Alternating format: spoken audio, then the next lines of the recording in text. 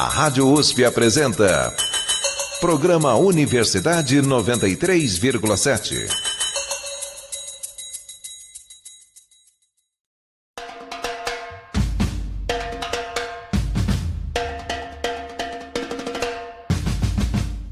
Universidade 93,7 apresenta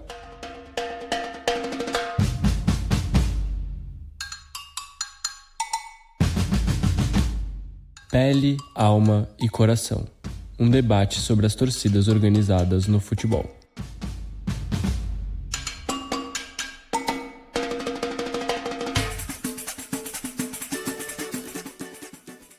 Olá, ouvintes da Rádio USP. Meu nome é Guilherme Caldas e começa agora mais um Universidade 93,7.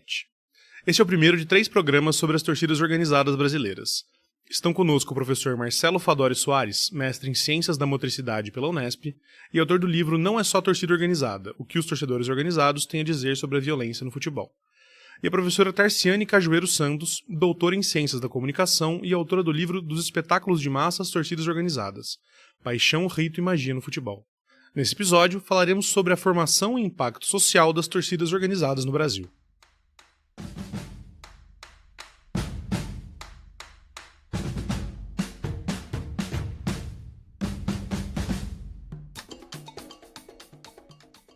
A paixão pelo futebol é uma marca do Brasil e do brasileiro.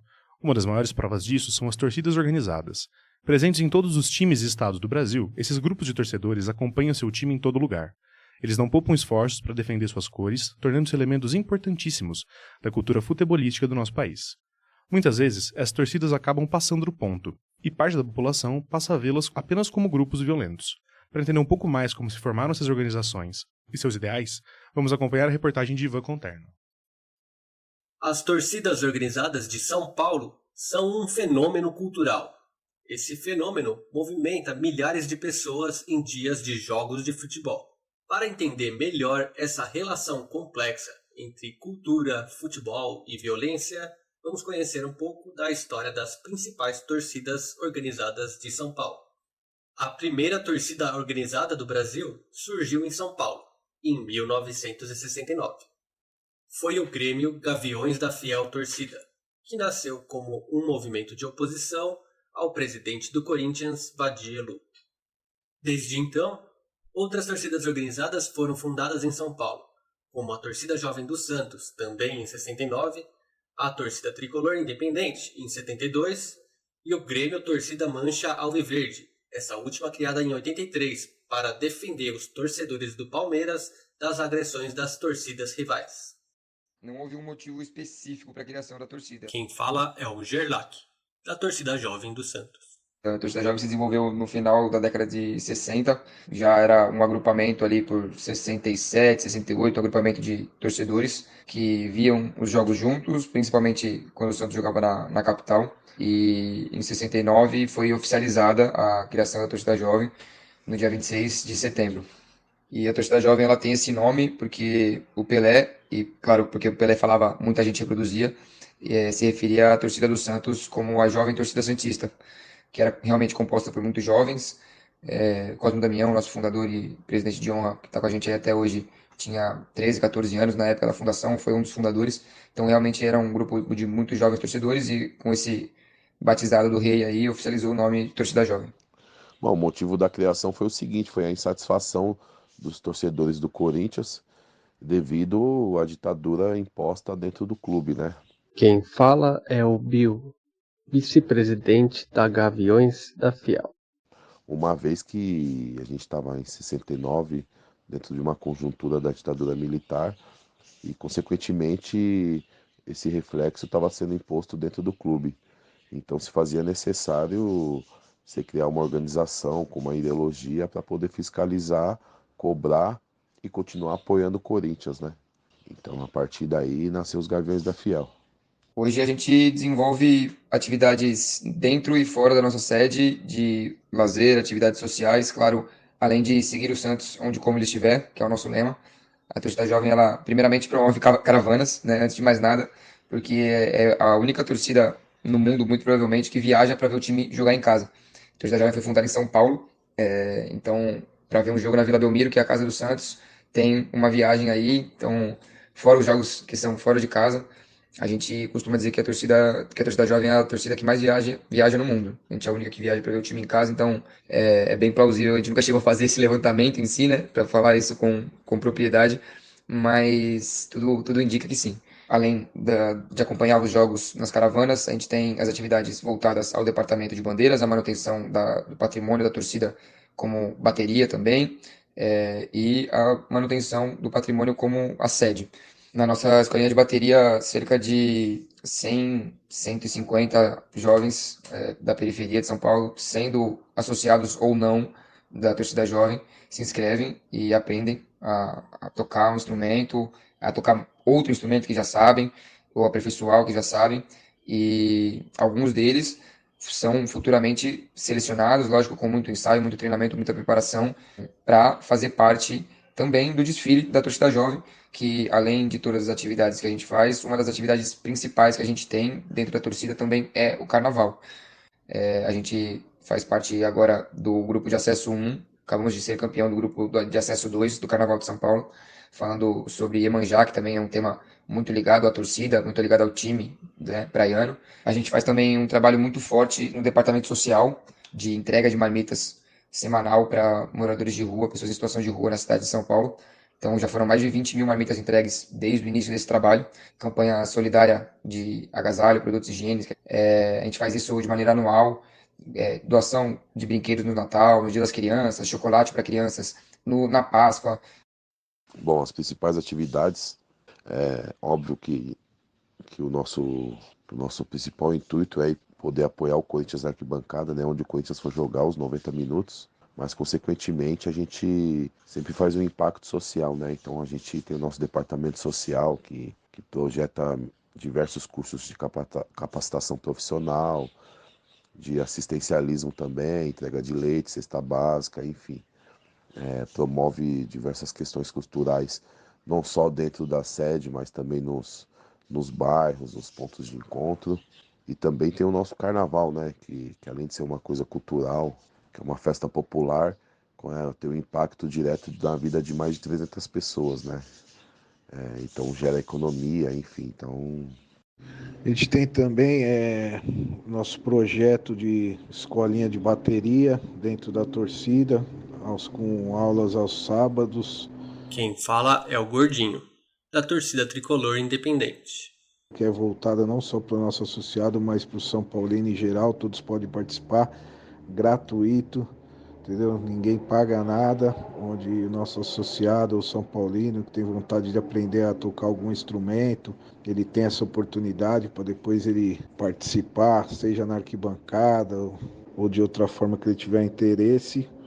A gente tem nosso projeto também Pratique Esportes, com escolinha de artes marciais, né? Escolinha de lutas e artes marciais, de 3 vezes por semana, terça, quinta e aos sábados de manhã também, com aula de jiu-jitsu, boxe, muay thai, também voltado ao nosso associado e ao São Paulino em geral, também gratuito. Então a gente exerce essas atividades também, fora a questão do futebol, tem os nossos eventos, né?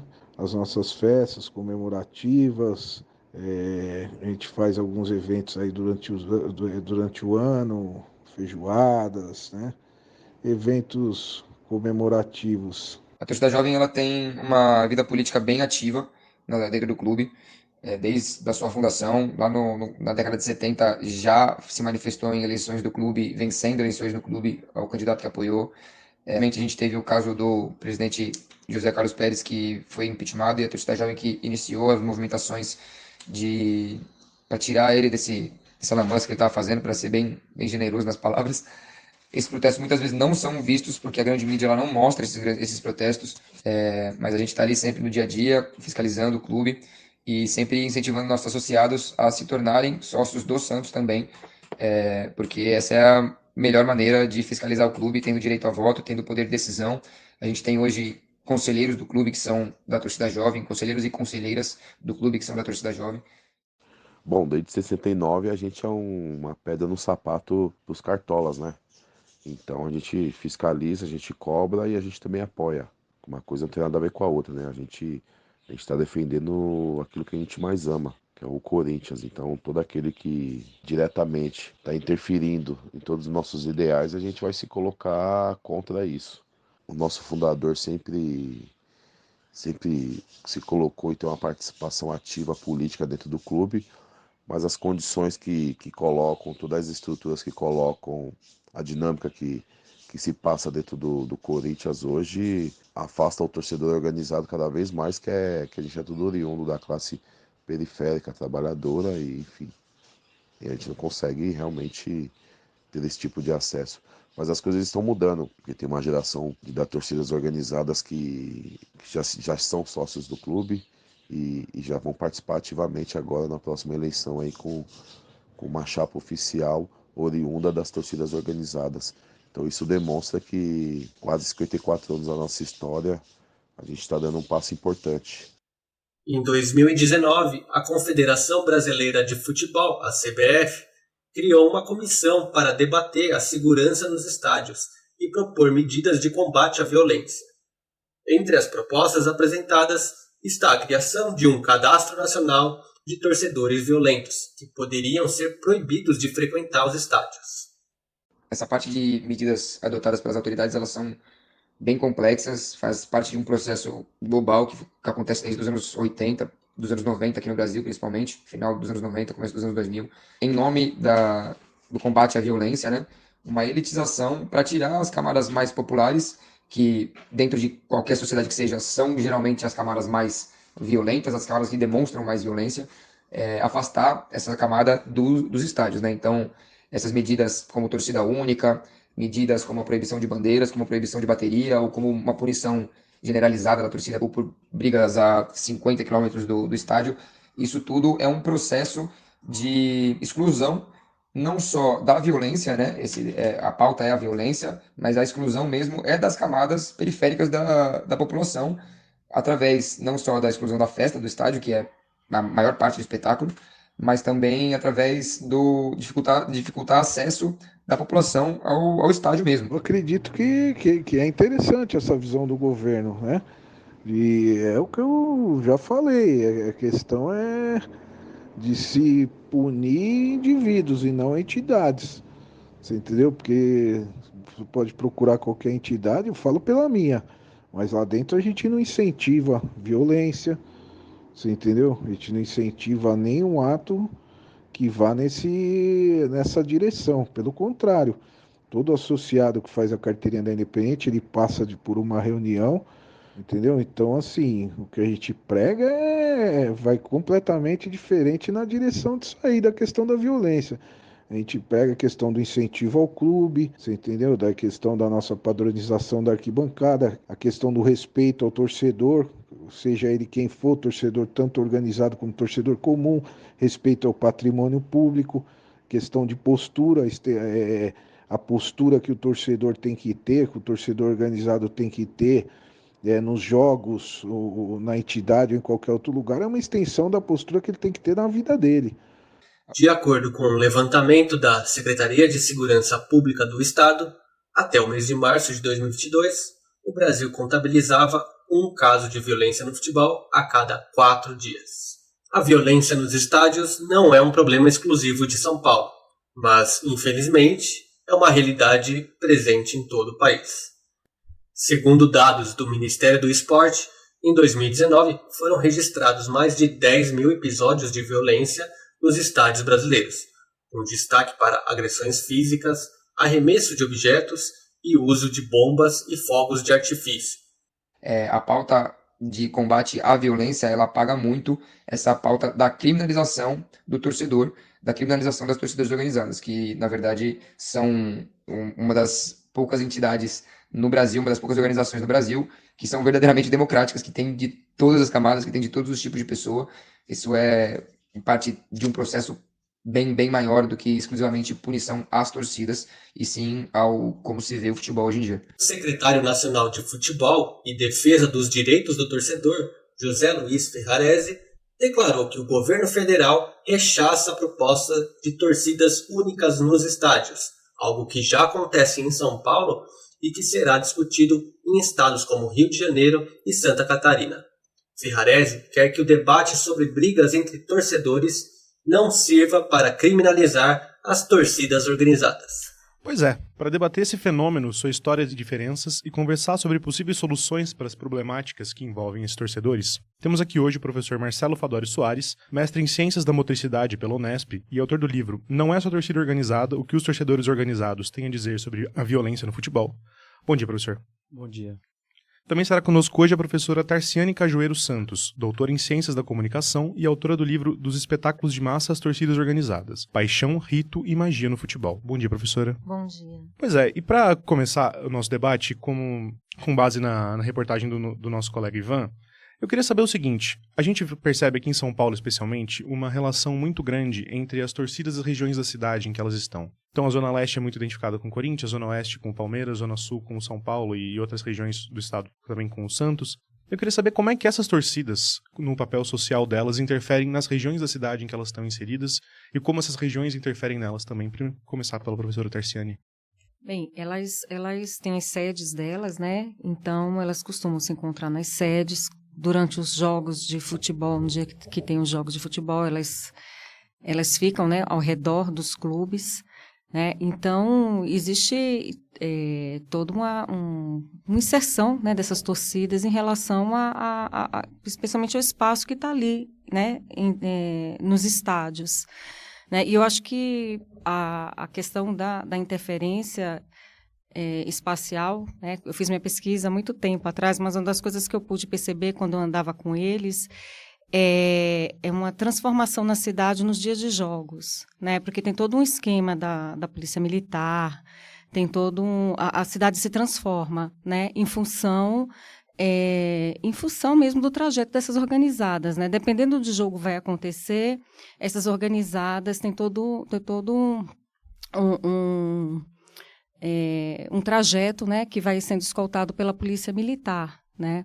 Então existe toda uma transformação da cidade e muito em função, né, dessa questão que eu percebo assim do cuidado, do medo, do receio da violência, né? Pelo menos eu vejo essa transformação em termos espaciais.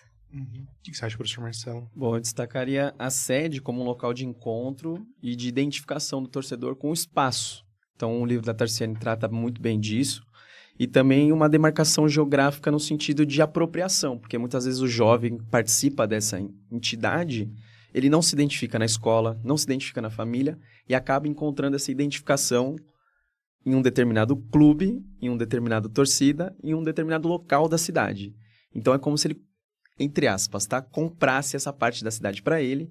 Então, ele passa a ser, por exemplo, o Marcelo da ZL da torcida X. Então, isso é uma clara demarcação desse sujeito no mundo. Ele não se encontra em outras esferas, mas nessa há uma possibilidade.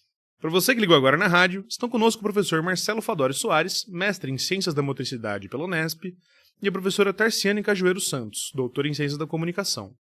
Nós estamos num debate sobre as torcidas organizadas brasileiras e todas as questões que as envolvem. Uhum. Eu acho interessante sobre isso.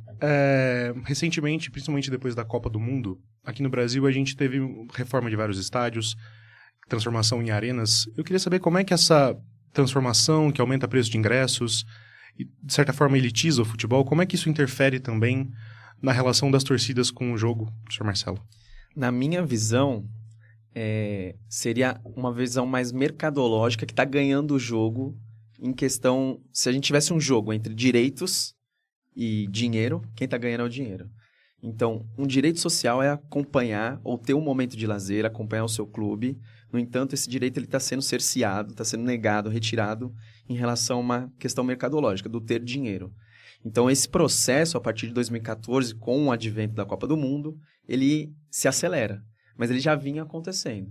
Então, a ideia de que o torcedor pobre ele é excluído é a parte final de cal ali que, a partir do ano de 2014, ela acontece porque se eleva o preço dos ingressos e aí a gente retira determinado tipo de torcedor do estádio. Então, torcedor pobre, aquele que estava identificado com uma determinada localidade da cidade, de se transferir até lá, nesse espaço um pouco mais elitizado, um pouco mais privado, ele passa a não ter acesso.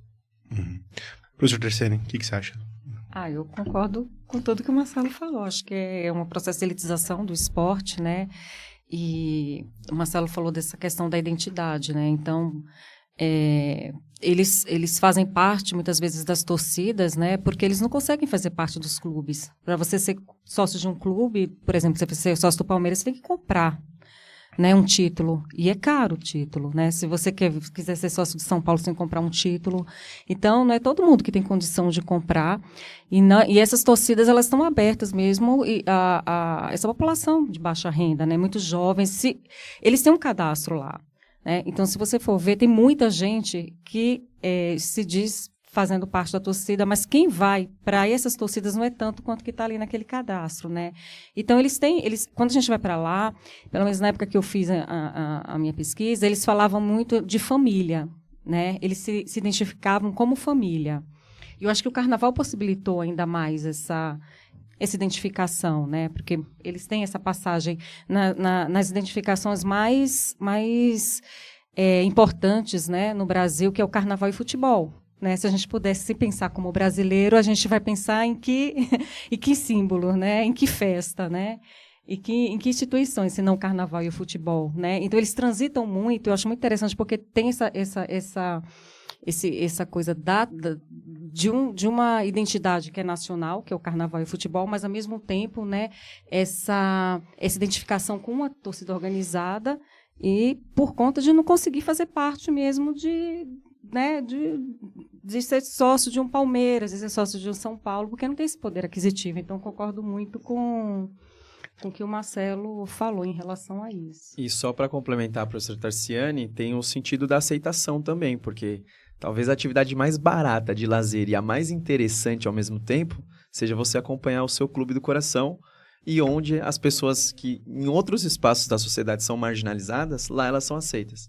Então, são os verdes, são os vermelhos, são os pretos, os brancos, porque se forma uma massa ali, um grupo, né? Então, não tem o A, o B, o C. Todos são gaviões, mancha e assim por diante. Então, esse aspecto da aceitação que as torcidas possuem também é um chamariz muito interessante. Certo. A professora Tarciani comentou sobre a questão das torcidas organizadas. A maioria tem escolas de samba também. Eu queria saber qual é a importância dessa relação para as torcidas organizadas com o samba, com o carnaval. Eu não sei se eu tenho muita propriedade para responder isso, porque quando eu fiz a minha pesquisa, não existia, né, eles não tinham não existia a mancha verde que desfilava no samba, mas eu acho que faz parte, eu acho até que é um mecanismo de sobrevivência que eles têm, né? Porque, por exemplo, a mancha alviverde já foi proibida, né, já foi fechada, né? Então, o tempo inteiro tem esse processo mesmo de criminalização, acontece mesmo a violência lá dentro, né? Mas, ao mesmo tempo, existe um processo de criminalização, né, de tentar coibir, né? E eu acabei não respondendo, mas acho que o Marcelo respondeu bem essa questão dessa elitização do futebol, né? Porque o futebol sempre foi um fenômeno popular, né? Lógico, no início chegou como um fenômeno de elite, mas logo se tornou, né, por suas próprias características, um fenômeno popular, né? Um momento em que os operários, né, as camadas populares tinham para se divertir, né, para extravasar, né, todo o estresse depois do trabalho. Então, é um momento muito importante de sociabilidade, né, de identificação, de pertencimento à própria cidade, né? E o que acontece com o advento das arenas, com a Copa do Mundo, e com a criação desse sócio-torcedor, né, também, é que vai se transformando o futebol num espetáculo mais, digamos assim, comportado, mais contido, né? E mais familiar mesmo, né? Mais voltado para a família, pai, não é da contra, né? Tem que ser para todo mundo, mas menos direcionado para a questão, né, do torcedor, como aquele torcedor que a gente viu desde desse processo, né, de posicionamento do futebol no Brasil. Para você que ligou agora na rádio, estamos debatendo o impacto social das torcidas organizadas no Brasil com o professor Marcelo Fadori Soares e a professora Tarciani Cajueiro Santos. Aí, falando um pouco mais das organizadas em si, a gente viu, especialmente num momento como a pandemia, um momento em que as torcidas organizadas ajudaram a levar alimentos para comunidades periféricas, e tiveram atuações políticas, como a Gaviões da Fiel, durante os bloqueios de rodovias, furando esses bloqueios, e outras atuações. Eu queria saber, para vocês, até onde se estende o papel das organizadas na sociedade, além do campo, e qual que é o papel social delas? Vou começar pela professora Tarsine. A torcida, né, organizada, porque existem diversas formas de torcer, né? A torcida organizada ela vai surgir como na década de 70, na época da ditadura, né? Como a torcida a Gaviões, né? Como uma tentativa assim de se impor, né? Contra a ditadura, de se impor contra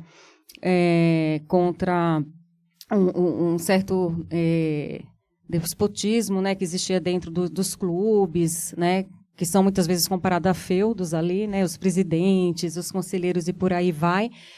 E vai se transformando, né? E logo em seguida vão aparecendo outras torcidas que não têm tanta ligação com essa questão da luta pela democracia, né? Como, por exemplo, essa da reportagem, né? Então, assim, não dá para a gente dizer qual é se todas são iguais, né? Mas a gente vê que, de maneira geral, elas têm essa busca, né, de tentar inserir, né, esse torcedor que faz parte dessas classes populares, né, da própria torcida organizada, dentro do espaço do futebol, né? Então, acho que a primeira luta, eu diria assim, que é a luta de inserção, né, desses organizados dentro do espaço do futebol. Cabe destacar também, Guilherme, que são ações rotineiras. Elas acontecem, as torcidas elas têm um calendário específico para todas essas ações. No entanto, não é o objetivo primário de uma torcida organizada. Porém, ela acaba chegando onde o Estado não chega. Então, todos esses direitos sociais que anteriormente eu comentei, que são negados a uma determinada parcela da população, por vezes a torcida organizada ela acaba, de uma certa forma, suprindo a esses objetivos. No entanto, digamos, os meios de comunicação, o jornalismo em si, nem sempre isso é notícia. Mas é importante salientar que existem ações rotineiras das torcidas organizadas nesse sentido.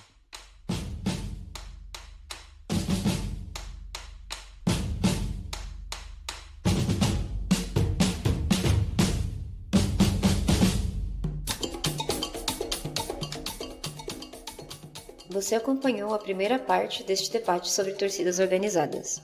O próximo episódio você ouve na semana que vem, quando nossos convidados discutirão a relação entre violência e a torcida organizada e a rixa entre torcedores comuns e organizados. Este programa foi apresentado por mim, Guilherme Caldas, com reportagens de Bruno Christopher e Ivan Conterno. A produção é de Manuel Savold e Alessandra Barroso e a edição é de Luísa do Prado. As músicas utilizadas nesse programa foram Marcandombe e Carnaval Chegou, ambas na versão instrumental do autor Joca Perpignan. Um ótimo domingo e bom jogo a todos.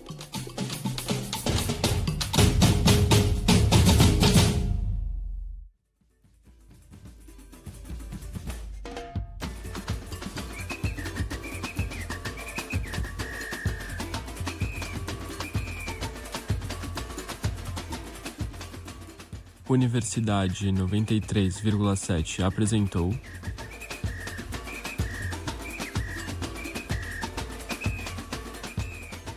Pele, Alma e Coração, um debate sobre as torcidas organizadas no futebol.